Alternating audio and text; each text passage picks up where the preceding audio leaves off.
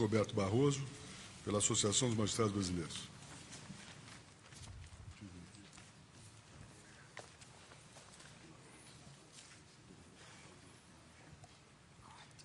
Excelentíssimo senhor presidente, ministro Nelson Jobim, excelentíssimos senhores ministros, senhor procurador-geral da República. Em 1904, na cidade do Rio de Janeiro, diante de uma epidemia de varíola, o médico sanitarista Oswaldo Cruz liderou uma campanha pela vacinação que veio a se tornar obrigatória. Como relata a história, houve ampla reação, desobediência civil e violência contra esta medida, movimento que foi conhecido como a Revolta da Vacina, movimento que conseguiu que se revogasse a vacinação obrigatória. Não obstante isso, passado muito pouco tempo, as pessoas passaram a se vacinar espontaneamente e a epidemia de varíola foi erradicada. A moral dessa história é muito simples. É que as teses corretas, as teses justas, as teses éticas, elas podem enfrentar as reações mais retrógradas, mas elas prevalecem um dia. Pois hoje é o dia de uma dessas teses. E nós, em algum lugar do futuro próximo, olharemos com assombro o episódio pelo qual o Supremo Tribunal Federal do Brasil precisou dizer, por acórdão, que é vedado o nepotismo. Precisou dizer por acórdão que as pessoas não podem se apropriar privadamente do Estado, dos cargos e do dinheiro público. Portanto, há um conjunto impressionante de razões jurídicas consistentes que sustentam a constitucionalidade da resolução número 7 do Conselho Nacional de Justiça. Passo a percorrer cada um deles. O primeiro argumento é o de que o Conselho Nacional de Justiça tem a competência constitucional para prover a respeito da situação prevista na resolução. Esta competência lhe foi outorgada pela emenda constitucional número 45, cuja inconstitucionalidade foi arguída perante este tribunal e, na ADIM número 3367, de relatoria do ministro César Peluso, foi entendida esta emenda como constitucional. As competências atribuídas ao Conselho são a de zelar pela aplicação do artigo 37 da Constituição e a de exercer o controle de legalidade dos atos administrativos praticados pelos órgãos do Poder Judiciário. Vejam, podendo inclusive desconstituí-los. Portanto, o controle pode rever caso a caso cada ato praticado por órgãos do Poder Judiciário, atos administrativos, naturalmente. E, por evidente, quem tem a competência para rever individualmente cada caso, tem a competência para editar a norma geral que vai disciplinar a sua própria conduta no controle da legalidade desses atos. Quem pode praticar atos individuais pode estabelecer a regra geral que vai pautar a sua própria conduta.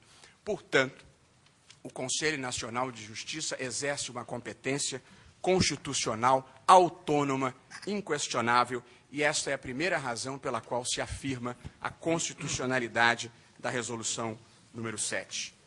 A segunda tese que a Associação dos Magistrados Brasileiros sustenta é de que se trata aqui de uma hipótese clássica de aplicabilidade direta e imediata da Constituição.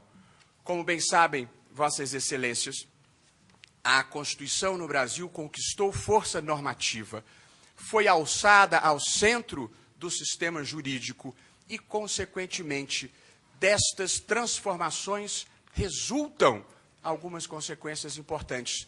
Duas merecem destaque aqui. Em primeiro lugar, todo o direito deve ser lido à luz da Constituição.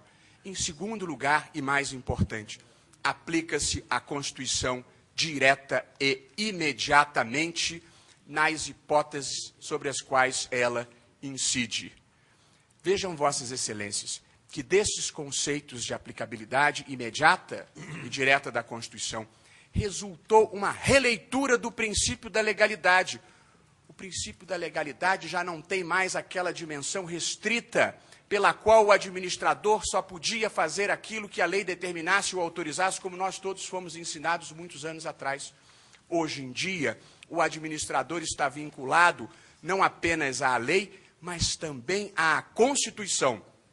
E, na hipótese de ausência da intermediação legislativa, casos haverá em que ele tem o poder de dever de agir com base na Constituição, diretamente. Este era o caso. E vejam, Vossas Excelências, que a Constituição brasileira consagra, no artigo 37, os princípios da moralidade e da impessoalidade. Os princípios, assim como as regras, compõem a Constituição. As regras definem objetivamente condutas. Os princípios trazem valores e fins a serem realizados. Porém, no seu núcleo fundamental, no seu núcleo essencial, os princípios contêm regras.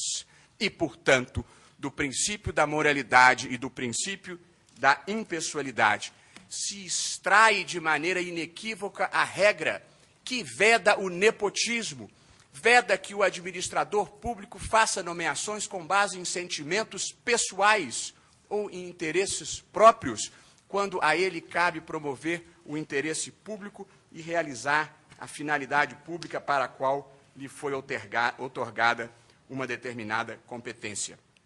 É claro que, se sobrevier a lei prevalece, mas a ausência da lei não impede a atuação do administrador, como não impediu este Supremo Tribunal Federal de longa data, no seu regimento depois emendado, vedar o nepotismo, e no seu Código de Ética para os Servidores, também aprovado por resolução, vedar o nepotismo. Se fosse uma matéria de reserva absoluta de lei, o Supremo Tribunal Federal não poderia ter feito isto. Terceiro argumento, senhor presidente, é o da ausência de violação a direito fundamental. Há um entendimento, de parte da doutrina, de que só lei formal poderia restringir um direito fundamental. Este entendimento não pode ser levado às últimas consequências, por duas razões. Em primeiro lugar, os direitos fundamentais previstos na Constituição precisam conviver com outros direitos fundamentais, além de precisarem conviver com valores constitucionais. Portanto, existem limitações imanentes aos direitos fundamentais e eles precisam ser exercidos em ponderação com outros valores constitucionais. Portanto, não se trata de uma restrição indevida a um direito fundamental. Mas eu gostaria de indagar a Vossas Excelências de qual direito fundamental se estaria tratando aqui? Do direito fundamental de nomear parente ou do direito fundamental de ser nomeado sem concurso público ou de ser contratado sem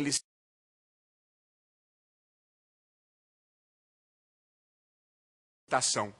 Portanto, a questão não se coloca, data máxima vênia, no plano dos direitos fundamentais. Aliás, a questão não se coloca no plano dos direitos subjetivos de qualquer nível, por razões que se cumulam.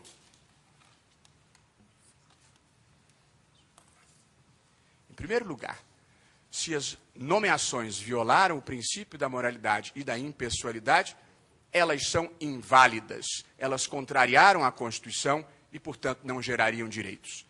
Em segundo lugar, não existe direito adquirido a regime jurídico como este de servidor público, como esse tribunal já assentou por vezes sucessivas.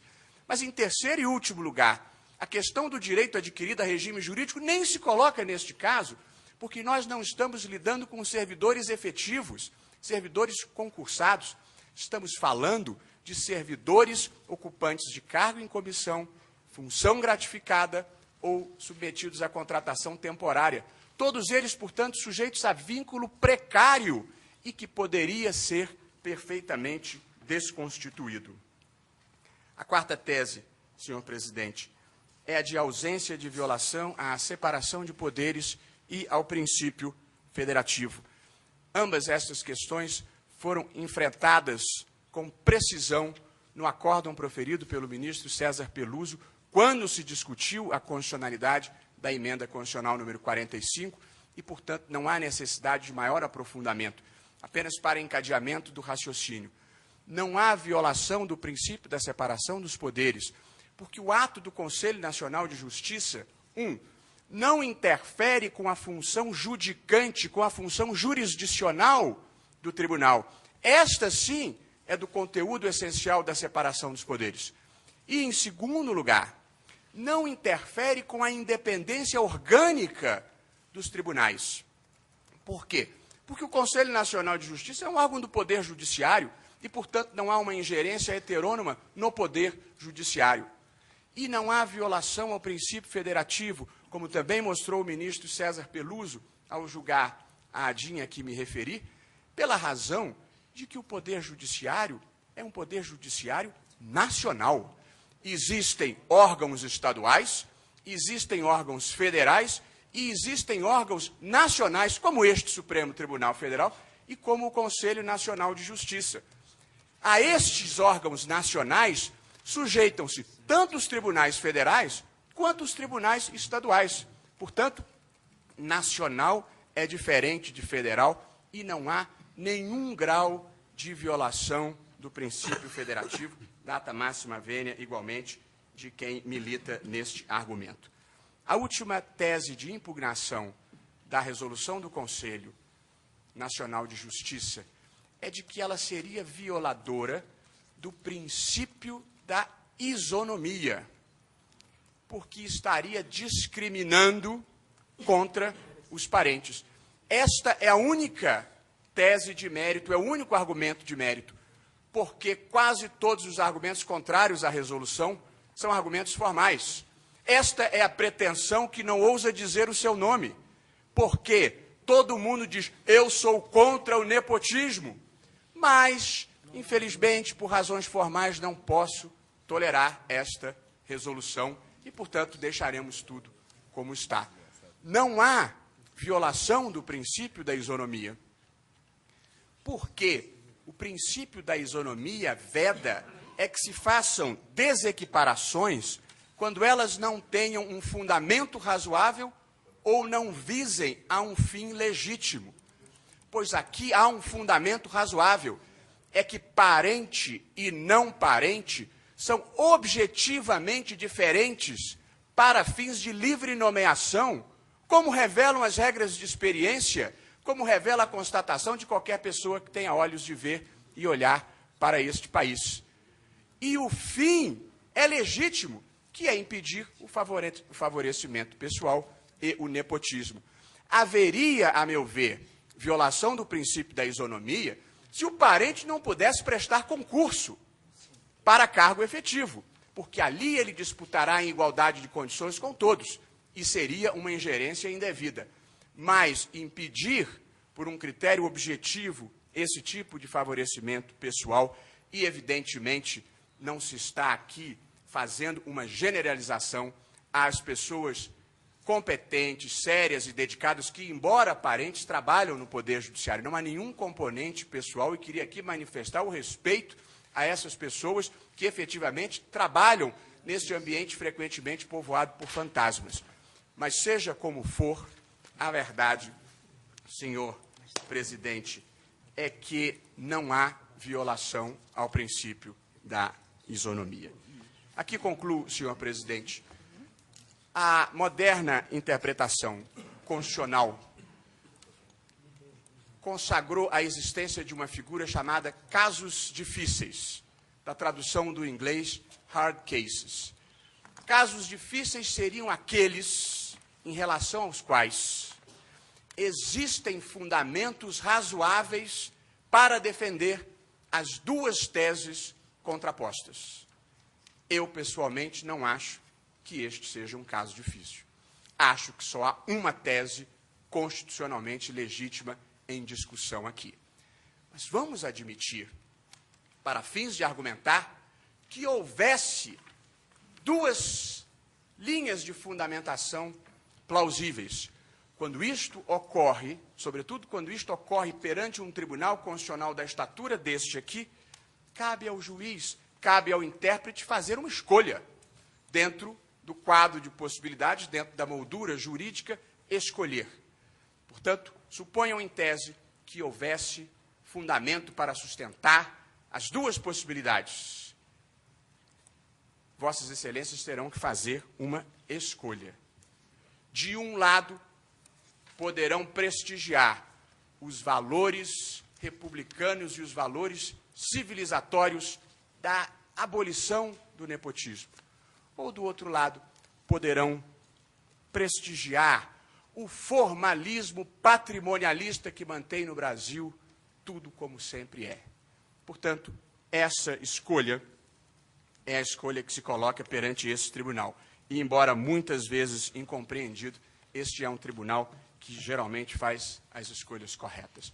A Associação dos Magistrados Brasileiros pede, portanto, a Vossas Excelências que declarem a constitucionalidade da Resolução número 7 de 2005 do Conselho Nacional de Justiça, por ser medida legítima e de direito. Obrigado.